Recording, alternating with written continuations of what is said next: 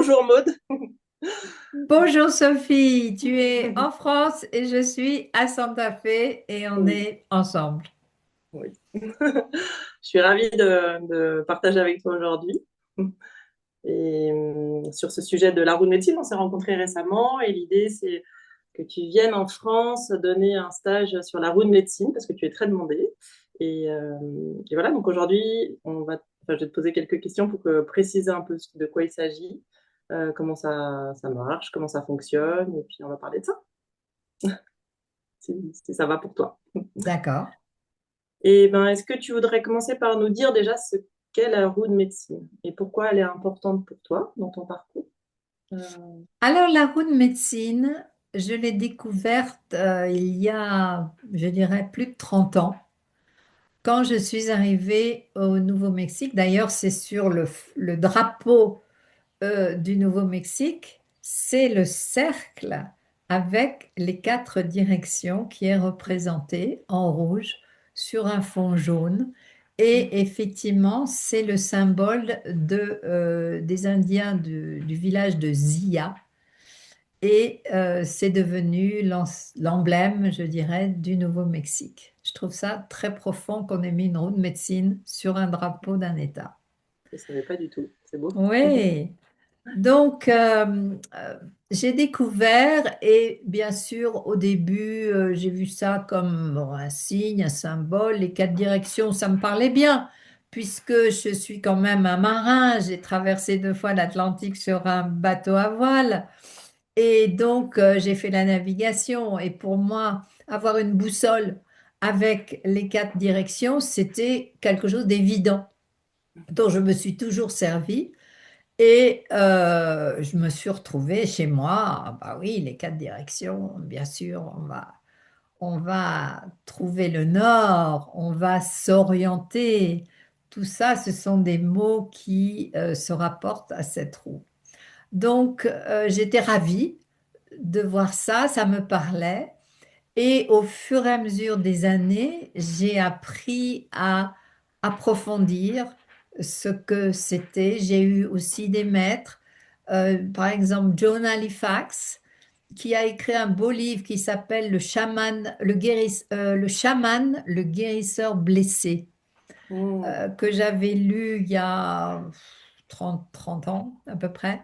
Et elle avait reçu elle-même un enseignement très profond qu'elle a transmis et que j'ai reçu.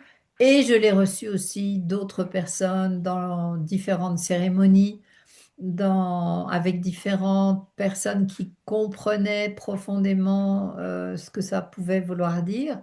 Et bien sûr, j'ai fait mon assimilation sur ces 30 ans. J'ai eu le temps de digérer et de voir comment ça pouvait s'adapter à ma propre vie. Mm. Donc, un long chemin, et c'est pour moi, je pense, l'outil le plus important qui reste dans ma vie et dont je me sers au quotidien. On verra tout à l'heure comment. C'est ça que je Donc, trouve. a priori, c'est une cosmologie. Ouais, Cosmogonie même, ça veut dire c'est une représentation de l'univers autour de nous.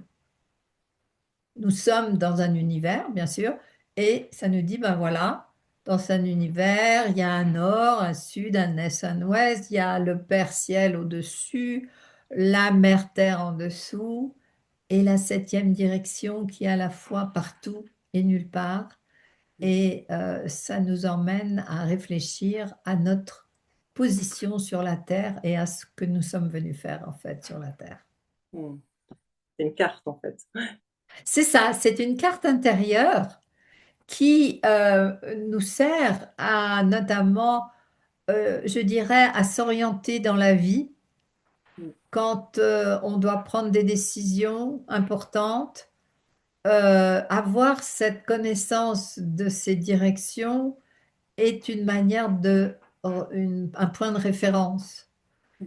Et aussi, en cas de crise intérieure ou de grands changements, or, il semble qu'en ce moment, ça soit le cas de plus en plus avec les situations dans lesquelles nous sommes, cela permet de se repérer.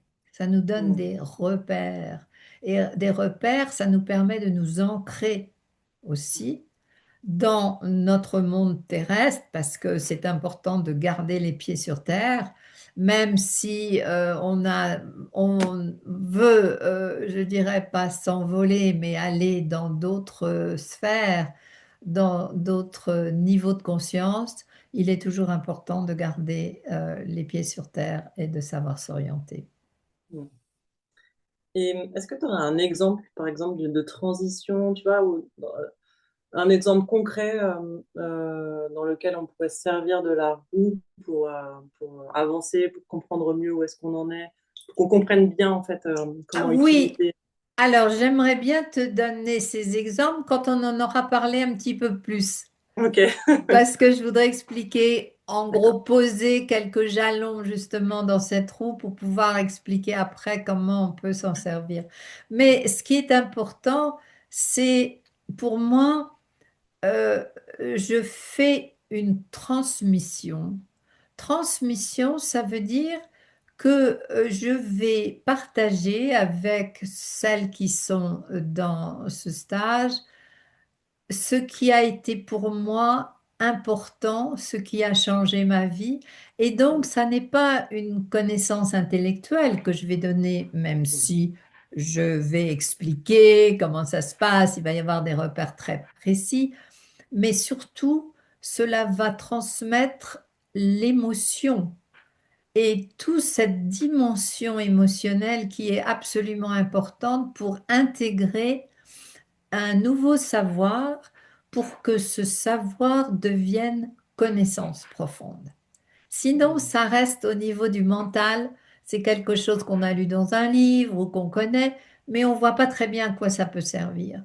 Et je pense que dans une transmission directe, personnelle, orale et gestuelle, on va faire beaucoup d'intégration justement à travers le corps, eh bien, ça donne l'occasion d'intégrer ça pour soi et de se le faire soi. Parce que l'idée, quand on transmet, c'est, voilà, je te donne ce bâton, par exemple, et ensuite, ce bâton, tu le prends, il est à toi, et tu vas en faire quelque chose d'unique pour toi, pour ce que tu es, en fonction des principes que tu auras compris, qui auraient été transmis, mais tu vas les assimiler en toi. Voilà. C'est ouais, c'est ce qui me paraît très beau avec la roue de médecine, c'est que c'est un outil d'autonomie, il me semble beaucoup. Euh, Absolument, absolument, puisque dans cette idée, euh, parlons-en donc maintenant, c'est que nous arrivons sur la Terre d'un autre monde. Nous n'étions pas là avant, nous serons ailleurs après. Donc il y a tout cet autre monde qui va nous proposer de faire un petit tour dans cette roue sur la Terre pour apprendre, pour se transformer, pour devenir le meilleur de nous-mêmes, pour aller vers notre centre. mm, Donc il y a toujours cette notion de centre dans la roue parce que c'est vraiment l'espace essentiel où se retrouver en tant qu'homme ou femme accompli. Alors, nous rentrons par l'est, nous allons faire un tour dans le sud, nous allons à l'ouest, nous allons au nord et nous repartons aussi par l'est, qui est la porte d'entrée et de sortie de ce parcours extraordinaire qui est notre vie sur la Terre. mm, Alors, dans chaque direction, il y a un esprit, c'est-à-dire chaque direction correspond à un aspect de nous-mêmes profond et très différent. Chaque direction est très différente. Donc c'est pour ça que les différentes tribus ont donné des attributs à chaque direction pour nous mieux faire comprendre l'esprit de chaque direction. mm, Donc, dans chaque direction, il y aura un élément, l'air, la terre, le feu, l'eau. il y aura un animal, il y aura une saison, un moment de la journée, une plante, un monde. Enfin, tout ça, ça va être des repères précis dans différents niveaux d'existence de à quoi correspond chaque direction. Mhm. Alors, bien sûr, on me dit quelquefois, ah, mais tiens, j'ai appris avec telle tribu que dans le sud, il y a le lapin, et puis il y a une autre tribu qui dit, ah ben non, c'est le coyote. Alors, et je dis, mais ça, les attributs vont dépendre de l'écologie de chaque tribu.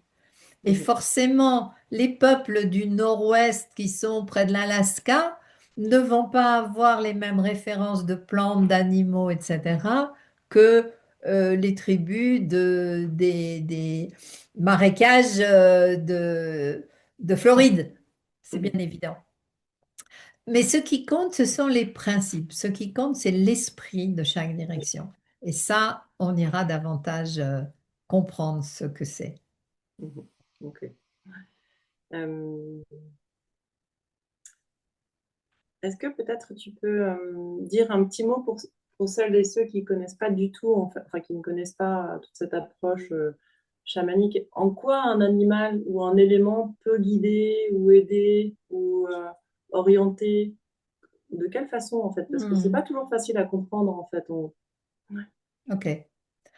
Alors, prenons les éléments, par exemple, qui sont fondamentaux. Les Grecs anciens même disaient que tout repose, ils ne connaissaient pas encore l'atome, mais ils comprenaient que nous sommes faits d'éléments. Mhm. Déjà, plusieurs milliers d'années avant Jésus-Christ, on savait qu'il y avait des éléments qui étaient là en nous. Et effectivement, l'eau, la terre, l'air, le feu nous parlent de choses très différentes à l'intérieur de nous. Mhm. Donc, d'aller approfondir la nature de ces éléments va nous faire mieux comprendre tout l'arsenal de possibilités que nous avons en nous-mêmes. Non Mhm. seulement l'arsenal de possibilités, mais la nature profonde de qui nous sommes. Mhm. Donc, justement, le problème parfois de chacun, c'est que on oublie un des éléments ou on a tendance à être très confortable avec un élément, une direction, et on va oublier un peu l'équilibre à faire. Hein, donc, puisque c'est une roue, il y a donc cette croix qui représente les quatre directions. Et il est évident que c'est utile et important de savoir aller de l'un à l'autre, mais de Mhm. ne jamais oublier l'un ou l'autre. Et les dysfonctions qu'on peut avoir en soi viennent du fait que il y a une partie, un cadran qui n'est pas tellement exploré ou qu'on n'a pas regardé. Mhm. Et ça nous relie profondément à la nature. Mhm. Parce que la route médecine, pour moi, c'est une manière de comprendre profondément qu'il n'y a pas l'homme et la nature, ou je dirais l'humain, englobant femme et homme, et la Mhm. nature, mais que nous sommes la nature. Mhm. Nous faisons partie intégrante de la nature parce que l'homme, l'humain, se trouve dans une des directions, des quatre directions de la roue, au même titre que les animaux, que les plantes et que les minéraux. Mhm. Nous ne sommes pas supérieurs. Nous faisons partie de ce champ qui est sur la roue dans une des directions. Mhm. Donc, l'erreur profonde qu'a fait l'humanité ces derniers siècles, c'est d'avoir cru que l'on était au centre de tout et à dominer tout et saccager éventuellement le reste de la nature. Mhm. En t'entendant, je me dis vraiment, c'est à la fois une carte pour se repérer, avancer dans sa vie, mieux se comprendre et en même temps un très bel outil de connaissance de soi pour se découvrir et mieux se connaître et mieux comprendre notre environnement et la nature qui nous entoure en fait. Tout à fait. Ça nous replonge dans l'univers dans lequel nous sommes. Ça nous Mhm. relie. C'est un outil de reliance aussi. Mhm. Et le problème actuel ou la maladie, je dirais presque, de l'humain en ce moment, c'est d'être déconnecté. Mhm. Déconnecté des autres mondes, justement, vivants. Et c'est vraiment important de savoir se reconnecter avec cela. Et ça nous fait du bien, ça Ah oui, nous guérit. Le ouais. but quand même est de toujours être connecté avec le centre. Ça n'est Mhm. pas de se mettre à l'extérieur et puis de regarder les choses passer. Non, non, c'est de faire un travail. C'est pour ça qu'il y a une idée de spirale aussi Mhm. dans la roue. C'est qu'on est en permanence en train d'aller d'un cadran à l'autre, d'une direction à l'autre, et on devient à l'aise et on danse dans la roue. Voilà, c'est ça. Mhm. Et je pense que du coup, ça nous permet aussi de mieux comprendre les autres, en fait, de mieux se comprendre soi et de regarder l'autre avec un regard différent et du coup d'entrer plus facilement en lien aussi avec l'autre, ce qui est précieux. Tout à fait, tout à fait. On comprend, tiens, lui, par exemple, il y a, on peut mettre dans les différentes directions l'émotionnel, Mhm. le physique à Mhm. l'ouest, l'émotionnel au sud, le physique à l'ouest, le mental au nord Mhm. et le spirituel à l'est. Et si on est, par exemple, dans une crise totale émotionnelle, on ne sait plus où on en est, on est complètement perdu, à ce moment-là, l'idée c'est, attends, est-ce que je vais me faire complètement coincer dans cet cadran de l'émotionnel? Est-ce que je peux utiliser peut-être mon mental pour me calmer, pour voir les choses avec distance, me reconnecter avec l'aspect spirituel du contexte dans lequel je suis, de faire appel à des guides, à des alliés, et puis pratiquement faire une bonne respiration, s'occuper de mon corps, de calmer le corps. Donc, on a beaucoup plus conscience de tous les outils dont on dispose Mhm. dans les moments difficiles. Mhm. C'est aussi une façon de retrouver nos ressources, hein. Tout à fait, tout à fait, Mhm. tout à fait. C'est pas de les retrouver, c'est d'être conscient qu'ils Mhm. existent déjà, Ah, parce que quelquefois, souvenir. De on a oublié qu'ils existent. Oui. c'est ça. Mhm. Ah, c'est beau. Moi, je continue. Ça fait 30, presque 40 ans que j'ai été touchée par la roue de médecine. Et pour moi, c'est mon cocon, c'est mon univers, c'est ma cosmologie, c'est mon immensité, c'est mon enseignante permanente, Ouais. permanente. Ouais, c'est magnifique. Et c'est pour Mm. ça qu'on est ravis, mais j'ai déjà des retours de personnes qui s'inscrivent en stage avec toi et qui sont tellement heureuses de devoir revenir en France transmettre ça. Je pense que c'est un grand privilège de vivre ça avec toi parce que c'est une chose, hein, c'est vrai, de lire tes livres qui sont très beaux. Moi, je les ai. Tac. Donc, La spirale initiatique et le cercle de vie. C'est une chose de lire et de comprendre, c'est une autre chose de le vivre avec toi à travers cette transmission vivante que tu vas. Voilà, parce qu'on va faire des exercices, ça va pas, je vais pas vous raconter comment ça se passe, etc. On va bouger dedans, on va créer une roue ensemble, Mm, on va rentrer dans cette roue, revivre tout notre chemin de vie dans cette roue, partager avec les autres différents points mm, de vue, leurs expériences, comment ça s'inscrit, dessiner, danser, chanter. Pour l'intégrer et pour comprendre vraiment comment mm, elle fait partie de nous. Nous sommes mm. dans la roue de médecine en permanence, en fait. C'est ça. Ouais, Voilà. mais je me réjouis de ça. Donc, comme tu dis, on va vivre tout ça, on va créer cette roue, on va danser. Il va y avoir aussi la création aussi enfin, Oui, dis-nous un peu. bah, c'est ça. Oui, Danser, c'est de la création, oui, oui, hein, c'est sûr. quelque part. C'est Mais tu as dit aussi peinture, C'est ce genre de créé à choses. travers le corps, hein, Oui, c'est oui, bien sûr, extraordinaire quand on y pense. bien Donc sûr. oui, ça va être chacun a des facilités ou est plus à l'aise dans justement un élément ou un autre. Donc les différents modalités artistiques justement s'adressent aux différentes directions. Donc c'est formidable, hein. Ah oui, je me réjouis beaucoup. Puis ça se passe au domaine du taillé pendant Ouais, au moins 10 ou 15 ans. Je suis venue 1 à 2 fois par an au taillé pour faire des stages, donc je connais bien l'endroit et c'est un lieu merveilleux. c'est un très très beau lieu et je me réjouis.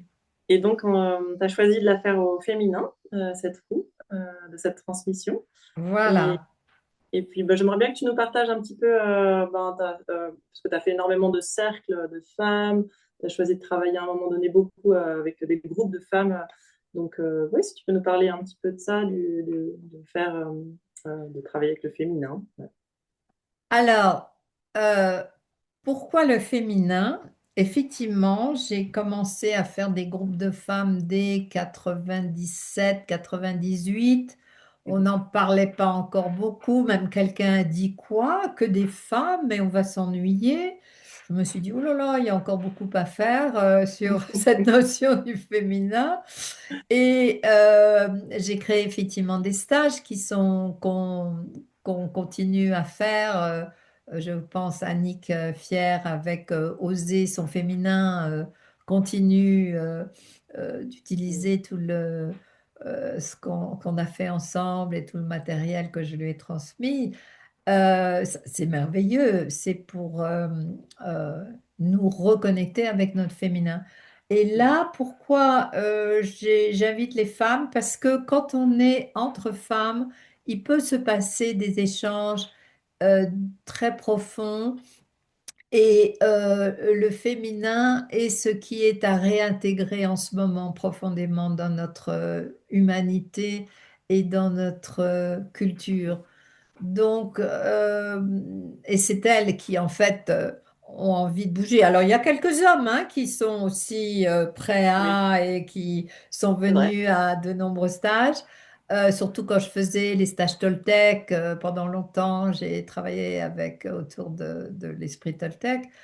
Mais là, on va aussi rentrer dans la roue des lunes et dans Mm. une roue plus féminine. On va travailler aussi sur comment les femmes sont un agent de changement et de transformation et comment elles Mm. vont toucher l'homme, les hommes, leur homme, à travers ce qu'elles auront appris, parce que c'est elles qui sont en train de transformer le monde en ce moment. Mm.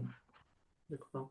Ouais. Est-ce que tu peux nous dire un petit mot sur la roue des lunes? Est-ce que tu l'appelles aussi la roue des âges, c'est ça? La roue des lunes, la roue des âges, oui. Alors, c'est une manière de voir notre évolution plus dans le temps et de sentir par quoi on est influencé, par quelle direction on est influencé à certains moments de notre vie et Ah comment oui. il y a des passages profonds entre certaines directions. Enfin, c'est un petit peu complexe, donc je ne Mhm. vais pas rentrer dedans maintenant. C'est important de se positionner dans le temps dans la roue de médecine aussi. Mhm. Donc, c'est ce qui En fonction de nos, sera... les périodes de transition de vie, tout ça. Et c'est quelque chose Voilà. qu'on abordera avec toi, du coup, durant ce Oui, stage? oui, oui, on Ok. va le faire pendant le stage. Ouais. Magnifique. Est-ce que tu pourrais nous dire, déjà, est-ce que c'est un stage qui est ouvert à tous, même si on n'a jamais fait de stage de ce genre-là, qu'on n'y connaît rien? Il faut avoir des prérequis pour participer ou, Alors, c'est ouvert à toutes, absolument. Si on n'a jamais fait de stage de sa vie, c'est justement une manière formidable d'avoir une vision d'ensemble de ce qu'on aurait besoin de continuer à approfondir dans la suite de sa vie, des endroits qui sont encore un peu troubles, un peu confus, qui ne sont pas approfondis assez. Et justement, ça donnera cette vue d'ensemble. Donc, ouvert à toutes et aussi ouverte aux anciennes, à toutes celles qui me connaissent déjà, parce que, et notamment aux thérapeutes, aux personnes qui accompagnent les autres, et il y en a de plus en plus qui se manifestent maintenant. Et je souhaite que cette roue puisse continuer à être transmise. Donc, je la transmets pour qu'elle soit transmise. C'est le but aussi. Et donc, les thérapeutes ou les professionnels, disons, de l'accompagnement seront invités, s'ils veulent, si elles veulent, et si les choses se mettent en place comme ça, à approfondir cette roue de façon à l'enseigner et à la transmettre à leur tour. Donc, c'est le prérequis, je dirais, ce stage d'octobre est le prérequis pour pouvoir continuer à aller plus loin